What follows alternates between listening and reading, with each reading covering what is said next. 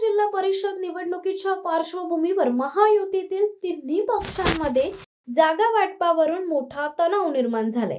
भारतीय जनता पक्षाने मांडलेल्या सूत्रानुसार भाजपला 24, शिवसेना शिंदे गटाला 24 आणि राष्ट्रवादी काँग्रेसला फक्त 11 जागा देण्याचा प्रस्ताव ठेवलाय। मात्र राष्ट्रवादी काँग्रेसने हा प्रस्ताव ठामपणे नाकारला असून आम्हाला किमान 20 जागा मिळाल्याशिवाय युती शक्य नाही असा स्पष्ट पवित्रा घेतलाय। भाजपने हे गणित जिल्ह्यातील आमदार संख्येवर आधारित केले।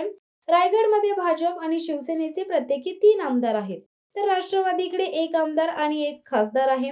त्यामुळे भाजप आणि शिवसेनेला प्रत्येकी 24 जागा आणि राष्ट्रवादीला 11 जागा देण्याचा प्रस्ताव ठेवण्यात आला। मात्र राष्ट्रवादीने हा हिशोब फेटाळला। दक्षिण रायगडमध्ये आमचा प्रभाव प्रबळ आहे। तळे, मानगाव, महाड, पोलादपूर, खोपोली आणि कर्जत या भागात आमचं संघटन मजबूत आहे, असं सांगत राष्ट्रवादीने समान जागा वाटपाची मागणी कायम ठेवली।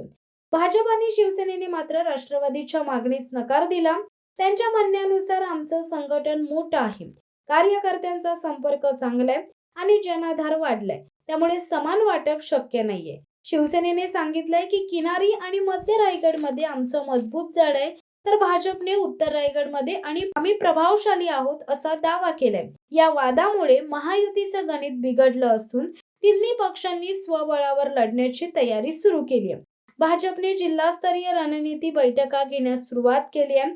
शिवसेनेने स्थानिक नेत्यांना कार्यकर्त्यांशी थेट संपर्क वाढवण्याचे आदेश दिलेत, तर राष्ट्रवादी काँग्रेसने स्वबळावर सत्ता आणूया घोषवाक्याने प्रचार मोहिमेची सुरुवात केली। राजकीय तज्ञांच्या मते सध्या महायुती होण्याची शक्यता फार कमी आहे। मात्र निवडणुकीनंतर निकालानुसार नवी सत्ता समीकरणे उभी राहू शकतात। रायगड जिल्ह्यात 59 जागा आहेत आणि भाजप उत्तर रायगडमध्ये, राष्ट्रवादी दक्षिणेत तर शिवसेना किनारी भागात प्रभावी आहे। त्यामुळे निवडणुकीपूर्वीचा हा तिढा राजकीय शतरंज ठरू शकतो, अशी चर्चा रायगड जिल्ह्यात सुरू आहे। शिवसत्ता टाइम्स न्यूज ब्युरो रायगड।